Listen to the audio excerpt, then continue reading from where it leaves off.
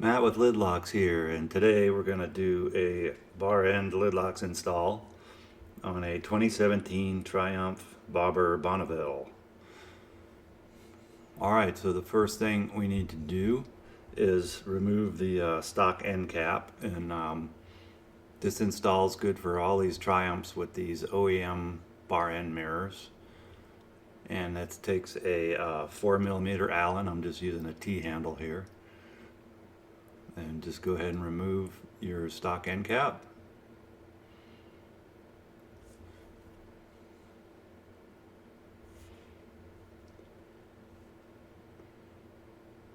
And nothing else comes loose. The mirror still stays tight, so it's just a cap there. Then you take your Lidlox body and the 6mm by 16mm long screw, put it down through the middle of the Lidlox body, and now you're going to use a 5mm Allen, and you can use a little low strength Loctite on that screw, just blue only, no red Loctite. And then we'll go ahead and screw that in, and then there's a slot on the Lidlox, and you want that slot pointing down when you're done tightening it down.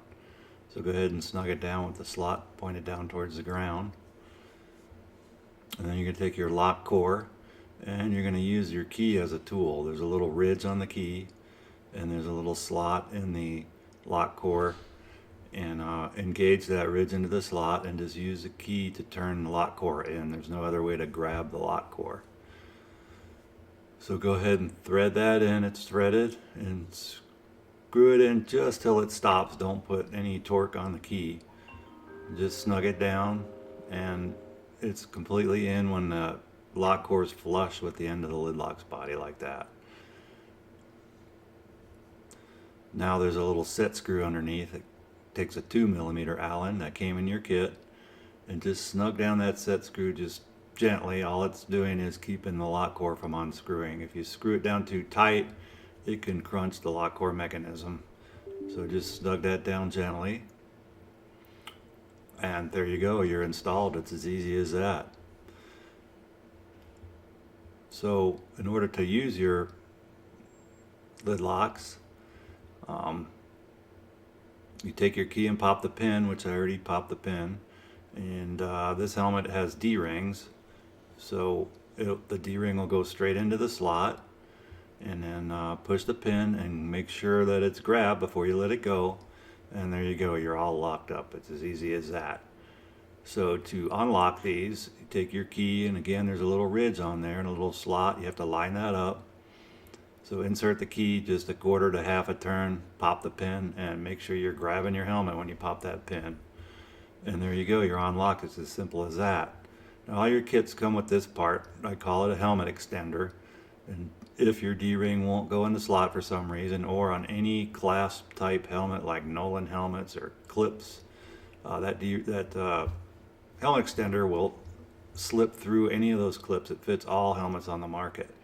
So you could just use that, again, put it up into the slot, push the pin, make sure it's trapped before you let it go, and there you go, you're all locked up. Easy as that. Again, just a quarter to half turn on the key, and pop the pin, and you're unlocked. So there you have it. It's that easy to install. It's that easy to use. These locks look really good on the Triumph. They really look like OEM equipment in place of that end cap. They look like they belong there. Super easy to install and easy to use, as you can see. And the single kit is the 6116, and the double kit is the 6216, 6216, and the left side installs exactly the same. And the pair comes key to like with 4 keys and 2 helmet extenders, and the single comes with 2 keys and 1 helmet extender.